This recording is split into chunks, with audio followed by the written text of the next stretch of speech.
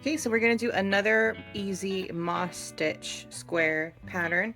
The previous video we did this. This is a moss stitch square where we're kind of going around and around to make the square.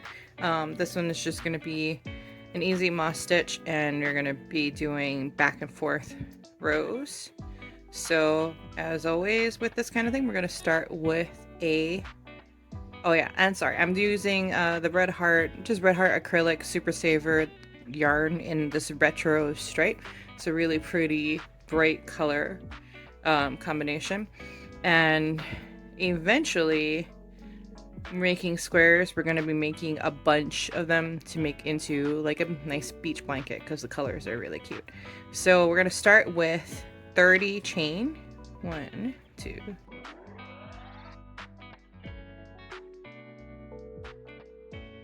28, 29, 30. Okay, so we got 30 chain, and now we're going to work back along this chain starting from the 4th chain from the hook. So 1, 2, 3, 4.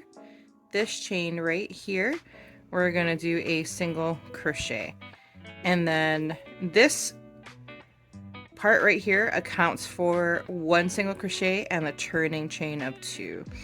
So that's what this ends up being. But now we're going to do our moss stitch, which is just alternating chains and single crochet. So we have single crochet, chain 1. We're going to skip the next chain in our starting chain and single crochet in the next. So we have a space here to work in.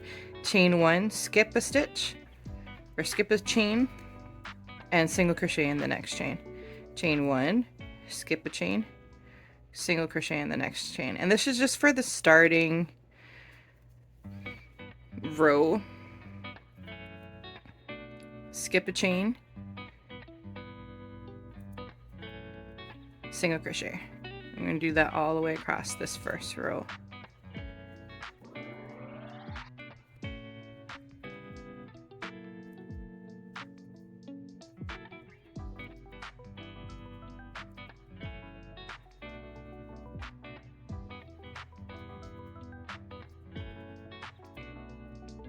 Okay, here we are at the end of the row. We're going to do a single crochet into the very last chain on here. And this moss stitch you can do at any length, so you can make bigger projects with this moss stitch and this 5.5 inch square that we're making. You can do this at any length. All you need is to have multiples of 2 stitches. So any even number of stitches, and you'll be able to do this moss stitch across it. So now for row 2, we're going to start by chaining 2. 1, 2. For our turning chain, we're going to turn the work, and now we're going to single crochet in the chain 1 space right here. Chain 1 space, single crochet. Now chain 1 and single crochet in the next chain 1 space. So we are skipping over every single crochet in the first row and doing a single crochet in the chain 1 spaces that we left. And this is row 2. I'm gonna do this all the way down row 2.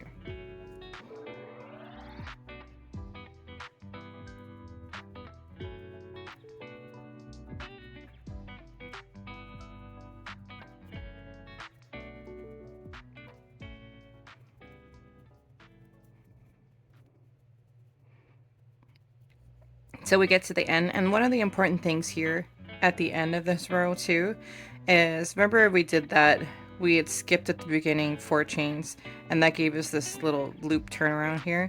We just want to make sure that we're going to put our last single crochet in that space. It doesn't have to go into the chain, but we want it to go in that space there.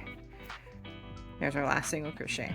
Now, as long as we make sure that we keep doing that on every row, it'll keep the rows going up evenly on the sides rather than zigzagging it out, like losing, or you won't be missing or dropping stitches. So that was row 2. Row 3 is the same thing. We're going to chain 2, turn our work, and single crochet into the chain 1 space. I don't know if you can see them. There they are. Chain 1 spaces. Chain 1 spaces right there. So chain 1, single crochet into the chain 1 space all the way across. I like this pattern because it's a pretty zen pattern to do for stitches. It doesn't require a lot of counting. It doesn't require a lot of thinking. It's a good, almost meditative sort of stitch.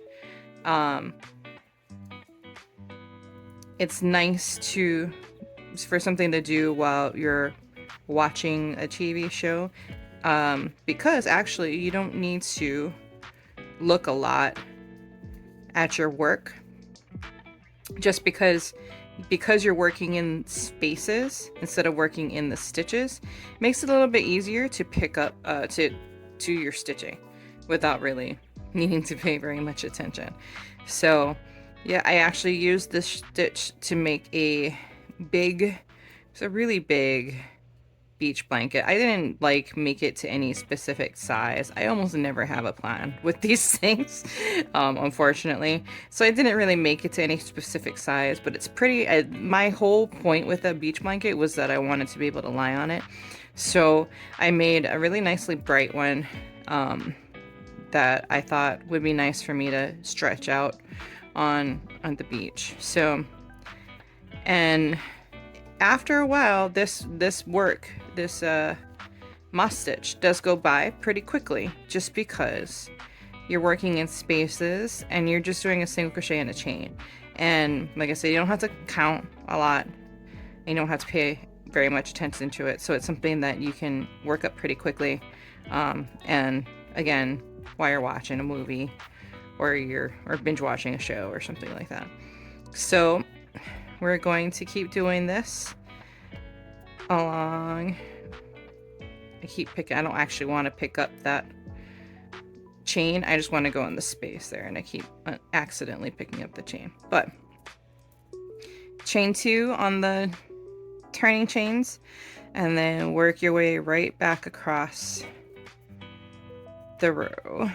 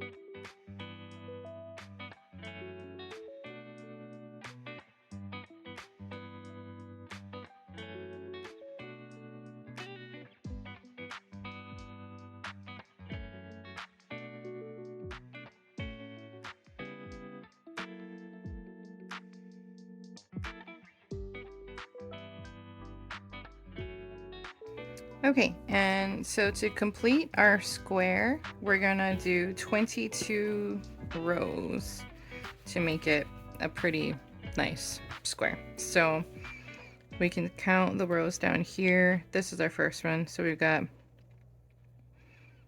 oh, it's 22 rows, not counting the foundation chain as a row. So the first row is the first row with a single crochet and chain row. So we have 2, 4, 6, 8, 10, 12, 14, 16, 18, 20, 21. So we just have one more row to go to make this square.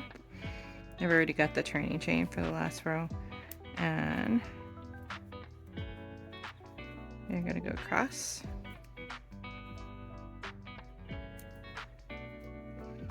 So 22, it's 30 stitches to begin with, and then 22 rows of work.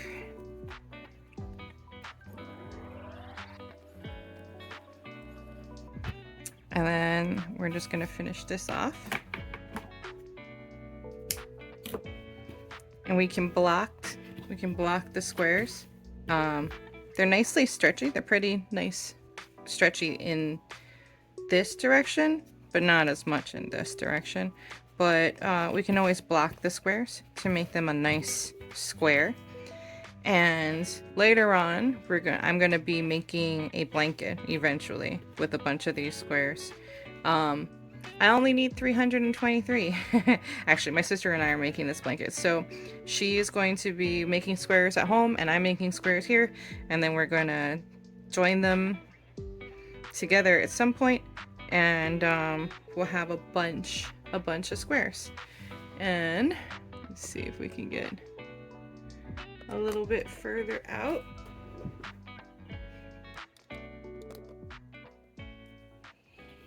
And I'm kind of thinking that I want to just vary up the direction of the stitches here.